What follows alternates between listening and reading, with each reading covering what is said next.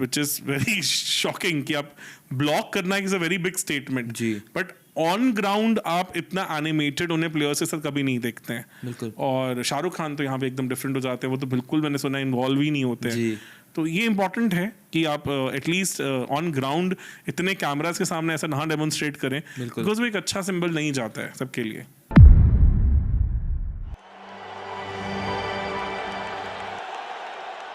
हम आज जानेंगे, आज के मैच का प्री बाद में करेंगे, पहले पोस्ट मैच का बताएंगे आपको कि राहुल ने इतनी स्लो इनिंग्स क्यों खेली और एसआरएच के बैटर्स ने ऐसा क्या किया कि लखनऊ के बॉलर्स टोटली डिसमेंटल हो गए।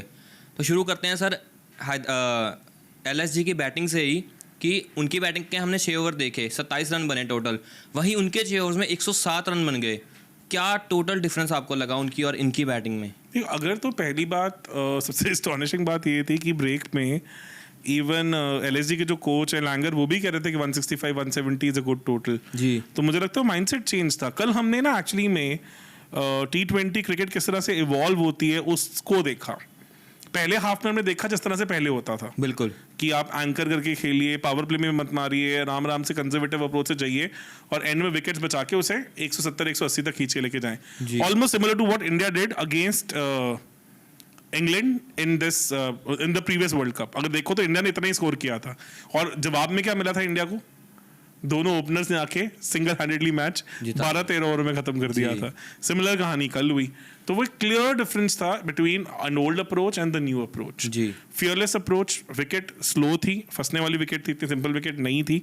जो कल बैटिंग हुई है सेकंड इनिंग्स में वो मैंने आज तक कभी नहीं देखी।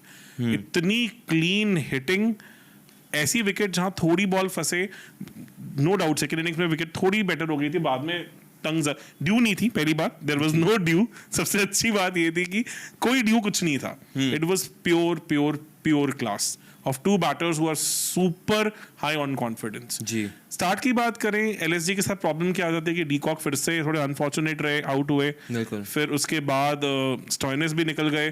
तो फिर राहुल जनरली यही करते हैं जब विकेट्स ऐसे निकल जाती हैं। इंडियन टीम के साथ भी उनके साथ ऐसा ही होता है, he gets into his shell और वो इतना इनटू शेल चले जाते हैं कि फिर वो टीम को नेगेटिवली इंपैक्ट करने लग जाता है। बिल्कुल। देखिए 11 ओवर में आपके 66 रन थे, उसके बाद ऑलमोस्ट 9 ओवरों में आपने 100 रन किए जी। तो और वो भी कोई विकेट नहीं आउट हुई। तो इसका मतलब विकेट इतनी बुरी नहीं थी जितना इन्होंने उसे बना दिया। बिल्कुल।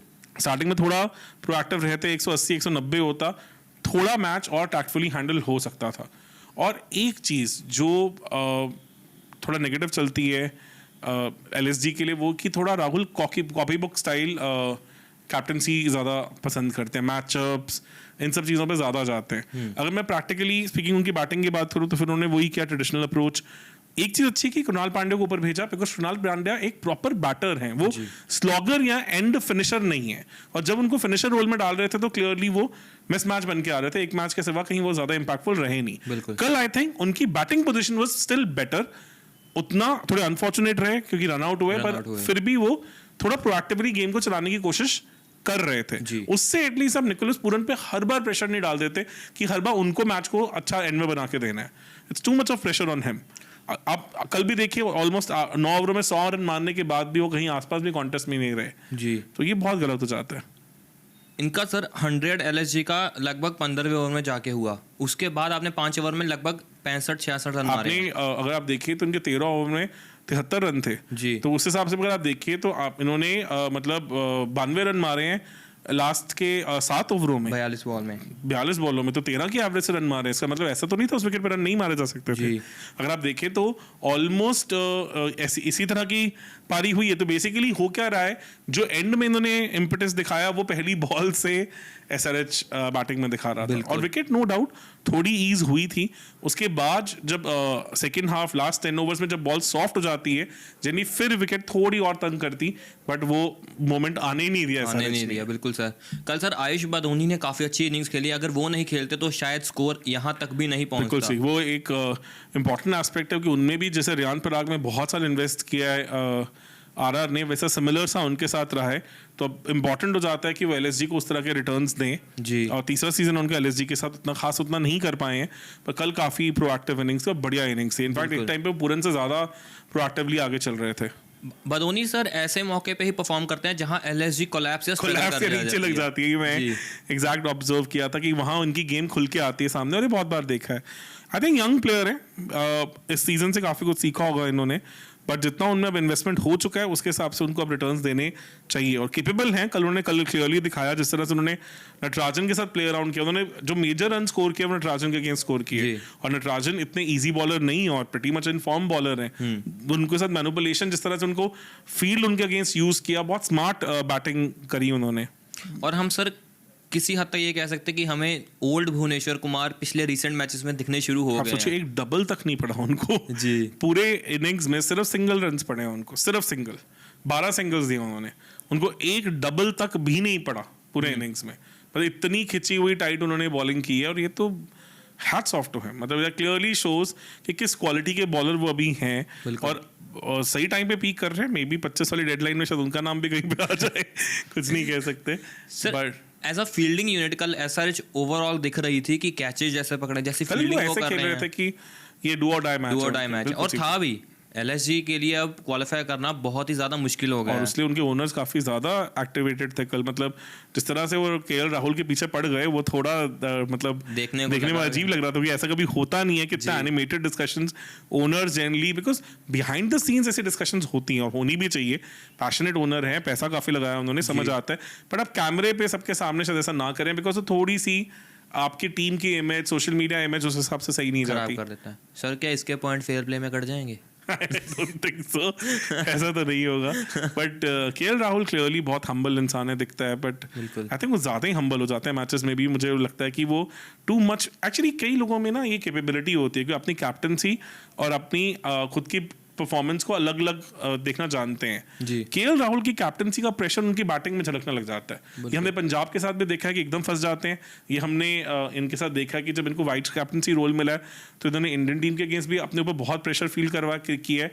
और कल भी ऐसे ही लग रहा था कि KL Rahul the batter took a back seat और KL Rahul the captain was doing all the overthinking. जी। इसलिए उन्होंने कुछ ज्यादा कॉम्प्लिकेट कर दिया। अगर उस विकेट पे इस तरह से रन मार रहे थे ट्रेविस हेड और अभिषेक, तो आई डोंट थिंक सो कि केएल राहुल के पास कोई कैपेबिलिटी नहीं है। 33 बॉल 50 वो भी मार के जा सकते थे जी। उससे मैच बहुत अलग तरीके से चलता। जी। वो मुझे लगता है कि उन्होंने बहुत क्रिटिकल ब्लंडर किया कि वो बहुत ओवर द टॉप शेल में चले गए। बिल्कुल। लोगों का सर ये भी मानना है कि ओनर्स की इतनी ज़्यादा डिस्कशन प्लेयर्स के साथ अच्छी नहीं है, क्योंकि 2016 में आरपीएस की टीम जब गोइंकास ने खरीदी थी तो धोनी को हटा के स्मिथ को कैप्टन बनाया था आपने। तब भी मेरे हिसाब से यही कुछ चला था कि धोनी के साथ और उनकी जब शायद तो कुछ गोइंकास इतना पब्लिक डोमेन पे धोनी के बारे में बोलते थे, काफी स्टैट्स, ये वो बहुत डिस्कशन होता था। दैट वाज मेरे को क्लियरली याद है। और वो आई थिंक जितना मैंने इंटरनेशनल क्रिकेट, इंडियन क्रिकेट और लीग क्रिकेट फॉलो किया, इतना मैंने कभी out and out attack on a legend like Dhoni पे किसी पे नहीं देखा कभी।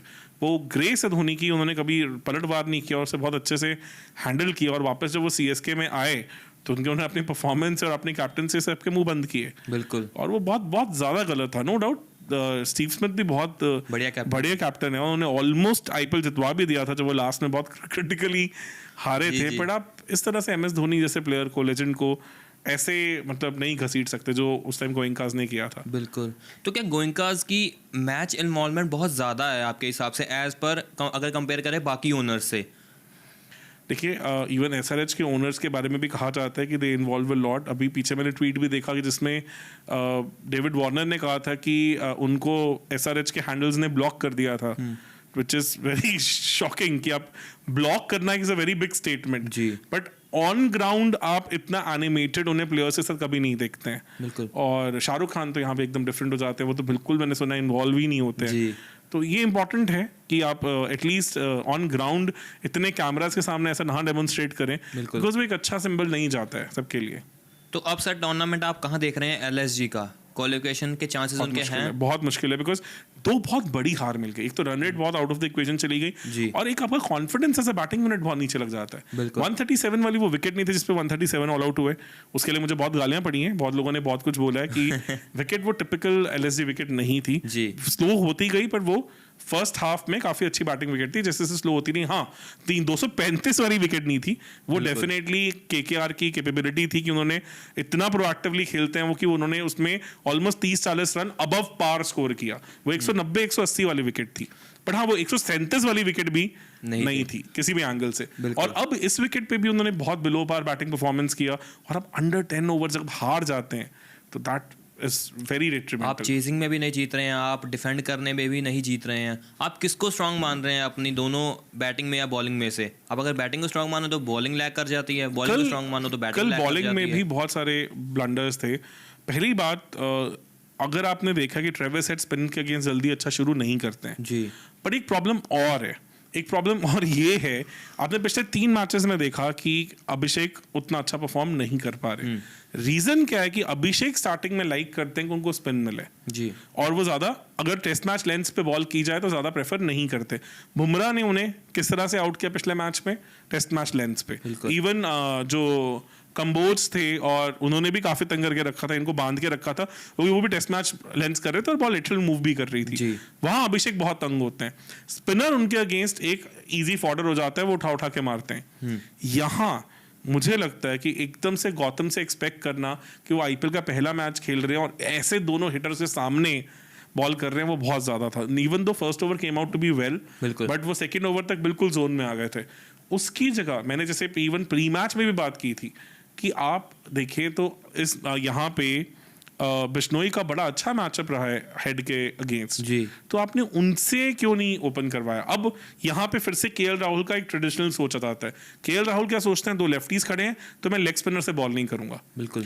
पर अगर आपने बिश्नोई की बॉलिंग को ध्यान से स्टडी किया, देखा है, तो वो मेजोरिटी कौन सी बॉल करते हैं?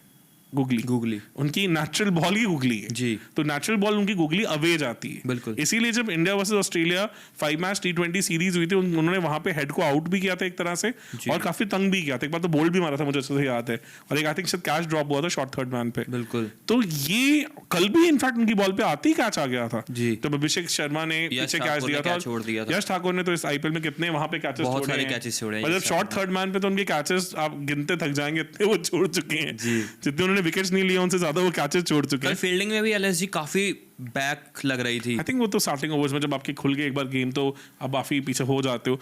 मुझे वहां लगता है कि केएल राहुल ने थोड़ा ब्लंडर किया, वो बिश्नोई से ओपन करवा सकते थे या स्टार्टिंग में वो बॉल दे सकते थे, क्योंकि उनकी स्टॉक बॉल गुगली और वो बैट्समैन से दूर जाती है जी।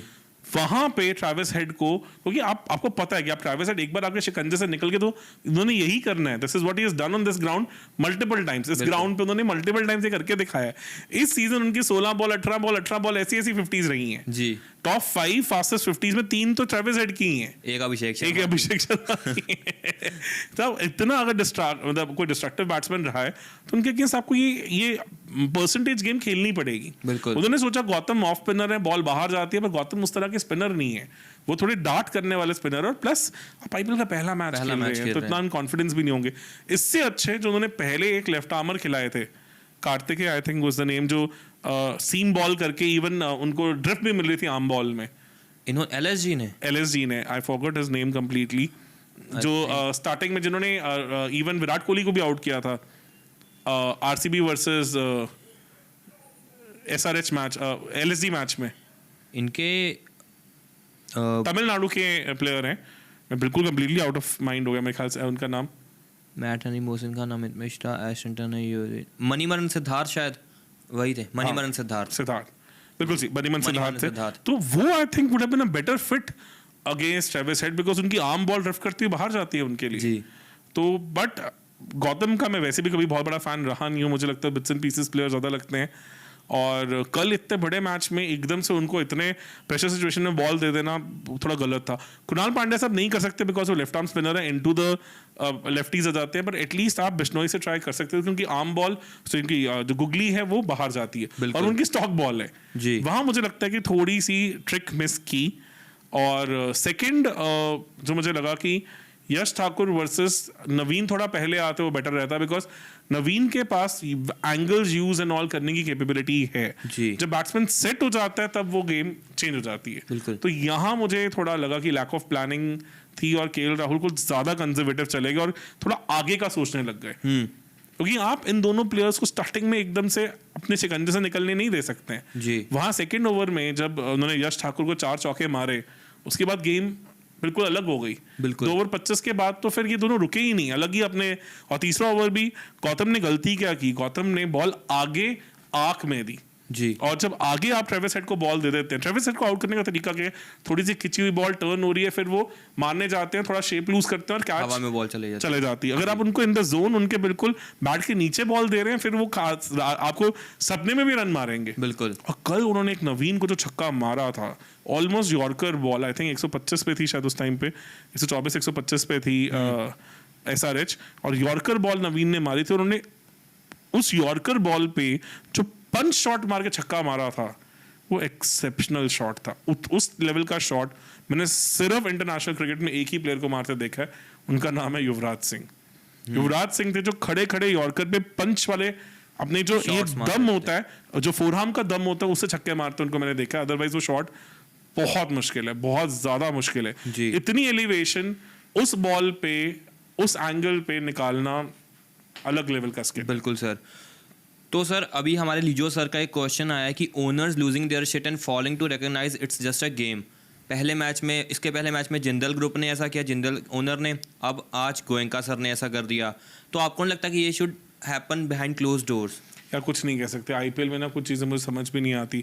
मुझे समाओ ये लग रहा है कि इवन जो हार्दिक पांड्या, रोहित शर्मा सागा इतना ज़्यादा, no doubt it went out of the control, पर वो कहीं ना कहीं थोड़ा सा, वो जैसे आप सास बहू सीरियल्स में टीआरपी लेके नहीं आते, शायद वो भी है। बिकॉज रीज़न क्या है कि ये इस साल का आईपीएल उतना इम्पैक्टफुल आईपीएल नहीं रहा है और इतना फॉलो भी नहीं हुआ है ज़्यादा। रीज़न अगर आप व्यूज एंड ऑल से देखिए कॉन्करेंट यूजर्स और व्यूज में बहुत फर्क होता है, और वो मेजॉरिटी ऑफ द मैचेस में बहुत लो होता है। उसमें एंड में लोग स्कोर देखने के लिए, नॉल के लिए एक बार आ जाते हैं, और वो भी एज एन इम्प्रिंट आ जाता है। बट इस बार फॉलोइंग कम है, बिकॉज वर्ल्ड कप की हार के बाद थोड़ी टीम मतलब थोड़ी इंडियन क्रिकेट से कहानी हटी है बिल्कुल। और इसलिए भी हो सकता है कि all these things are happening where people are getting more involved because maybe the overall frustration level is high, you never know। जी चीज़ें मतलब एक अच्छा कंजूसिव माहौल नहीं दिखता जो पिछले सालों में आईपीएल के राउंड था। पिछला सीजन अलग लेवल का सीजन था, उसमें अलग बातचीत थी, बिकॉज लोग आगे लुक फॉरवर्ड कर रहे थे 2023 ओडीआई वर्ल्ड कप को। जी। हैदराबाद सर अब कहाँ देख रहे हैं आप, कहाँ खत्म कर सकते हैं? टॉप 2 में जा सकती है? अभी भी उनके चांसेस हैं कि 18 पॉइंट्स तक वो मैक्सिमम पहुंच सकते हैं। थोड़ा टफ है बट स्टिल, बट उनके दोनों मैच अपने घर में हैं। हाँ मतलब अभी मुझे नहीं लगता कि वो टॉप 2 पहले एम कर रहे होंगे, जबकि कमेंस थोड़े डिफरेंट बीस्ट हैं, वो अलग लंबा सोचते हैं जी। और एज इट इज उनकी टीम फिर से सही टाइम पे पीक कर रही है, जो उनके साथ होता है हमेशा। ऑस्ट्रेलिया के साथ भी जो उनका होता है, और you never know, cricket is a funny game, और आईपीएल में तो हमने बहुत उलटफेर होते देखे हैं जी। बट स्टिल चांसेस टॉप 2 में फिनिश करने के ज़्यादा आरआर और केकेआर के ही हैं, लग रहे क्योंकि वो ज़्यादा आई थिंक उनके बेसिस कवर्ड है, कंप्लीट है। थोड़ा आरआर के लिए कंसर्निंग है कि पिछले 2 मैचेस हारे हैं जी। और मतलब